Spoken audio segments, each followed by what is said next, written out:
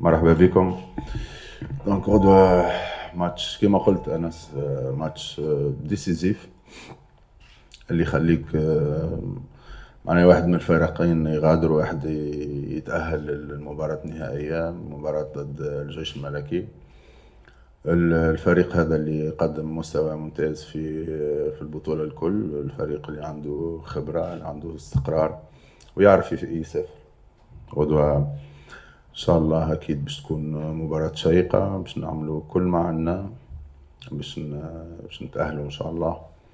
نعرفوا اللي مهمة مش سهلة، نعرفوا انه نلعبوا ضد فريق قوي عنده خبرة، عنده لاعبين معناها عندهم مستوى ممتاز. نلعبوا ضد النتيجة وكذلك نلعبوا ضد الوقت.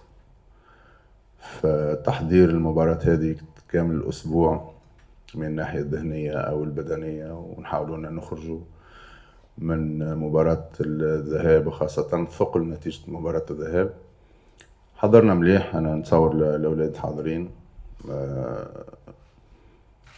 معناها باش نعطيو كل ما عندنا إن شاء الله باش نترشحوا. الجمهور باش يكون معنا غدوة كما قلت، شبابيك مغلقة، وإن شاء الله إن شاء الله نعطيو أقصى ما عندنا إن شاء الله باش ترشحوا. الله ميرسي. أول شيء أكيد احنا في كل مرة كسوا رابحين ولا خاسرين، وديما نقولها حتى واحنا رابحين فما أخطاء لازمنا نصلحوها. حتى من العام اللي فات اللي كنا فريق محافظ على الاستقرار نتاعو، تصحيح الأخطاء يكون في التيران بالفيزيوناج، وخاصة من الناحية الذهنية. هذه مباراة دخلت في طي في التاريخ، يعني يلزمنا ناخذ منها العبرة. الأخطاء اللي عملناهم ما يلزمناش نعاودوهم، ولازمنا نبنيو عليهم ونتعداو اللي جاي. بكرة القدم فيها ربح فيها خسارة، دومي فينال تشامبيونز ليج صعيب، معناها ثقيلة النتيجة 2-0 خاصة، وخاصة انك معناها فما دائما اللي يسجل خارج ارضه يتحسب، فما برشا حسابات لهنا. ولكن بالنسبة لسؤالك تعدينا المرحلة هذه، ما يلزمناش نبقاو معنا نخموا فيها ونفكروا فيها ونعيشوا بها. لازم نتعداو المرحلة أخرى وتكون موتيفاسيون أكثر إن شاء الله. بون الحقيقة تعودتوا معناها ديما تلقاو معناها كل مرة جوار وأكيد في مناسبة كيما دومي فينال تشامبيونز ليج يظهر لي في الفريق الكل، لو سول الناس اللي لعب دومي فينال تشامبيونز ليج. وناس معناها بار انه جارديان معناها تحسبوا انا جوان بالخبره اللي عنده، بالامباكت في البيرسوناليتي اللي عنده.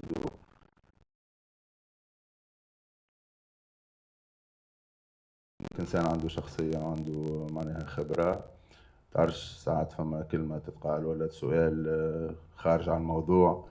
فبالنسبه لي أنا عندي مجموعه كامله من اللاعبين اللي يعرفوا يتكلموا، اللي يعرفوا يكونوا موجودين في الكونفرنس. بالك صدفه اليوم كان نفس المرة الثانية على كل يعني كلنا نفس التفكير اللي باش نقولوا أنا باش يقولوا أنس ولا أي واحد من اللاعبين. شوف بالنسبة للمباراة غدوة إن شاء الله، هي بالنسبة لي مباراة صبر، لأن المباراة ما تلعبش على 15 دقيقة ولا 20 دقيقة الأولى ولا الميتان. مباراة بوقتها البدل الضايع ممكن توصل ل100 دقيقة. لازم تكون كونسنتري، حاضر في كل أكسيون، عايش الماتش، بوكو دو كومونيكاسيون.